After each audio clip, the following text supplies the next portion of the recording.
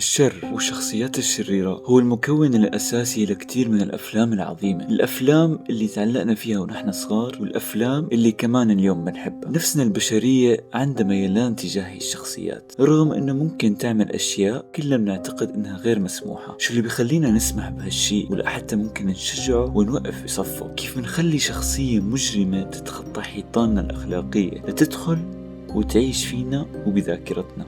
ليش آخر فترة صرنا نوقف مع هي الشخصيات أكتر حتى من الشخصيات الطيبة؟ هل لازم نحس بالذنب على هيك شي؟ ولا هل في إله بعد ممكن يسمح لوجوده؟ قبل ما نبدأ، مين بتعتقد هي أكتر شخصية شريرة لكن واقعية مرت على الأفلام؟ في شخصية واحدة صنفت كأكتر شخصية واقعية من ناحية الشر، رح أحكي لك عنها بعدين، بس خليها ببالك لا تنسى. مشان نقدر نفهم هالموضوع بالأول لازم نعرف شو الشر، كيف منحدد إذا هذا الشيء أو الشخص شرير.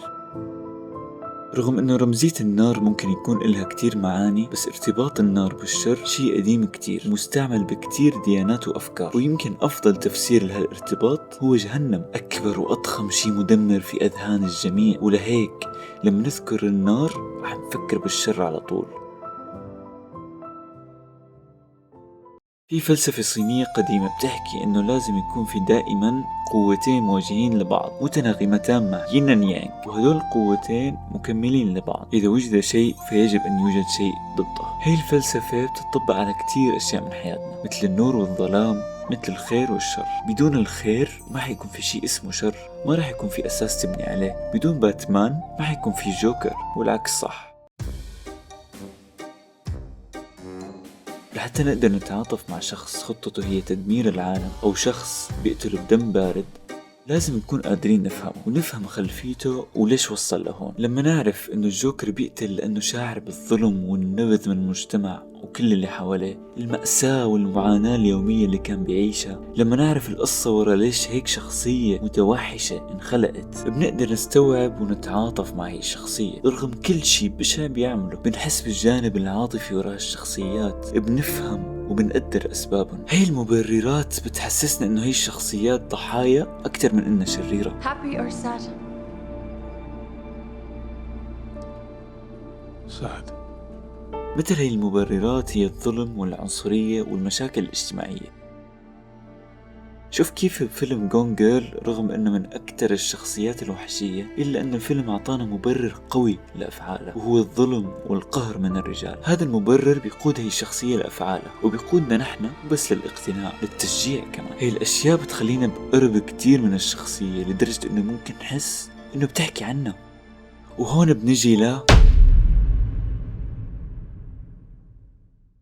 توني سوبرانو، زعيم أحد أكبر عصابات المافيا في أمريكا، والمسؤول عن جرائم قتل وعنف وشغلات مخيفة. ولكن بالحقيقة بنشوفه كشخص بيعيش حياة صعبة ومأساوية، عنده أزمات ونوبات ذعر اللي بتخليه يضطر يروح لدكتورة نفسية. وبعدها بيحكي لك كيف إنه هو ما اختار المصير اللي هو فيه، وإنه بيشعر جد بالندم. هو ما بيحس حاله زعيم عصابة، بس هو انخلق فيها. I don't feel nothing. Nothing. Dead. Empty. بنشوف بتوني سوبرانو أنفسنا. حقيقة إننا بكتير من الأحيان ما بنختار مصير حياتنا. لما بيقتل توني نحن بنتعاطف، لما بيعامل عائلته معاملة سيئة بنتعاطف مع ألمه. والشي اللي بيخلينا نتعلق بتوني أكتر إنه رغم إنه بيشعر بالندم أحيانا، بس ما بيعتذر وما عنده أي أوهام إنه هو شخص منيح. هو شخص سيء ومقتنع بهذا الشي. هذا الشي اللي بيخلينا نحس إنه بدنا نكون أشرار. كتير منا بده يعيش هاي الحرية المطلقة لأفعالك بدون أي عواقب أو تأثير عليك. حلوة صح؟ في دراسة ب2014 عملوها باحثين بلجيكيين، درسوا فيها الشخصيات الشريرة وبالأخص المختلة عقليا. هاي الدراسة عملوها على أكثر من 400 فيلم مر على تاريخ السينما. اللي طلع معهم إنه أكثر شخصية ممكن تكون جد مختلة عقليا بعالمنا الواقعي هي القاتل المأجور، اللي بيحط خزان من الهواء المضغوط حوالين المسدس وهي أداة بيستعملها لكسر الأبواب والإطلاق النار على الرأس، واللي رايح جاي بيقتل الناس بدون أي مبرر ولا خلفية عن الموضوع. الباحث اللي قام بهالدراسة قال إنه يؤدي وظيفته ويمكنه أن ينام دون أي مشاكل. وفي ممارستي قابلت عددا قليلا من الأشخاص مثل هؤلاء. على وجه الخصوص سيغور ذكروا برجلين محترفين واقعيين هو سبق وعمل مقابلات معهم، كانوا على هذا النحو باردون وأذكياء، ولا ذنب ولا قلق ولا اكتئاب.